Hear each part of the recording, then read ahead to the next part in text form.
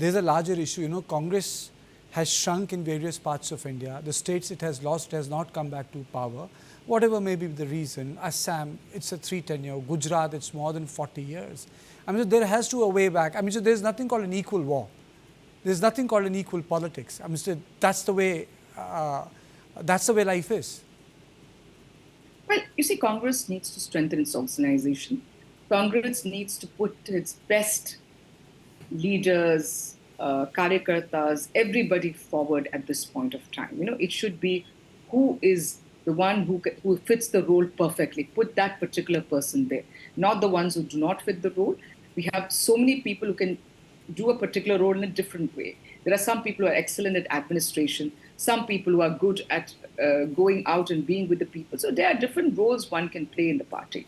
So I think strengthening organization, taking a leaf out of Kerala victory and seeing how the organization is in Kerala, and putting it out on copying that particular model everywhere else. I mean, I'm sure we will win Punjab next year. The organization, they'll work towards it. I mean, there are many states. We can go as another state which we can win if everything comes together. So I think what we need to be is also united. That's a very important thing. United during an election time where UDF, all the leaders were united in Kerala.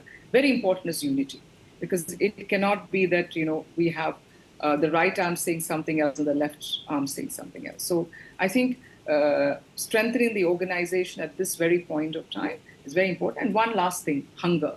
You have to have that aag, jo aag hota hai na, wo hona chahiye. You need to have that hunger to win. We want to win, and irrespective of the obstacle in front of us. How do you see Vijay's victory in Tamil Nadu? Now, Congress party is supporting Vijay, but he's a phenomena. I mean to say, there will be books written on how he has won the election, why he has won the election. Well, see, I'm not anybody to say why he has won the election. It is the decision of the people of Tamil Nadu, and we have to give it to the people of Tamil Nadu. This is a democracy, and every state has the right to vote for whoever they want. And the people of Tamil Nadu wanted Vijay, they voted for Vijay. So I think that is, it is definitely a phenomenon, because they didn't have a great party organization or anything.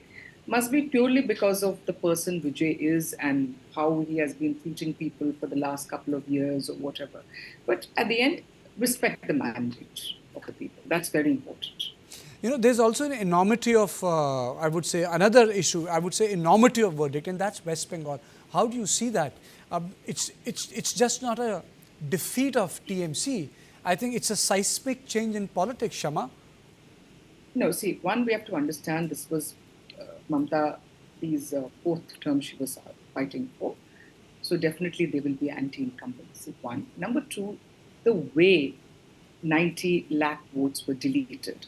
See, there are two things we have to understand. When a revision happens, according to the Constitution, intensive revision can happen only when election is not happening in a state. When election is happening, it's a summary revision. How did an intensive revision happen? Why did, when the case came to the Supreme Court did not call it out? That you should not have an intensive revision, there should be a summary. Number two, who is the Election Commission to decide who will be the citizen of India and not be the citizen of India? According to Article 324, it is with the Home Ministry. So that also came to the Supreme Court. Why didn't Supreme Court say, listen, you have no right to the Election Commission to decide who will be the citizen of India, who will not, or ask for documents pertaining to that. It's the right of the Home Ministry. So why didn't the Supreme Court even call up the Election Commission at that point of time? So there are multiple reasons in this. The Election Commission is no more Election Commission. It is a puppet of the government of India. But if I may say so, the same Election Commission conducted elections in Kerala. No. What I'm trying to say is what happens is, BJP knows they have no way in Kerala. You have to understand how BJP functions. They look at states where they have a chance, and that's how they operate.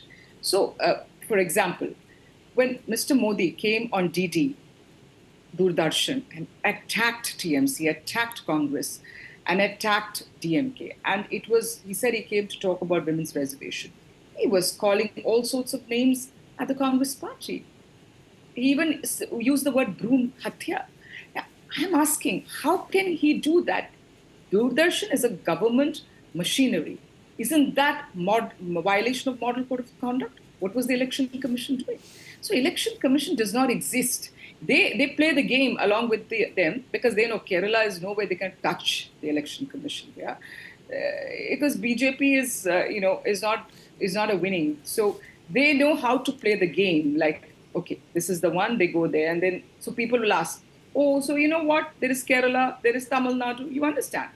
But I feel I'm not saying that BJP, yes, has won. There's a mandate there also, like I've said about Tamil Nadu. But the discrepancies is what I'm pointing out in terms of the vote deletion, which was being very, very unfair. How did an intensive revision happen in an election-going state?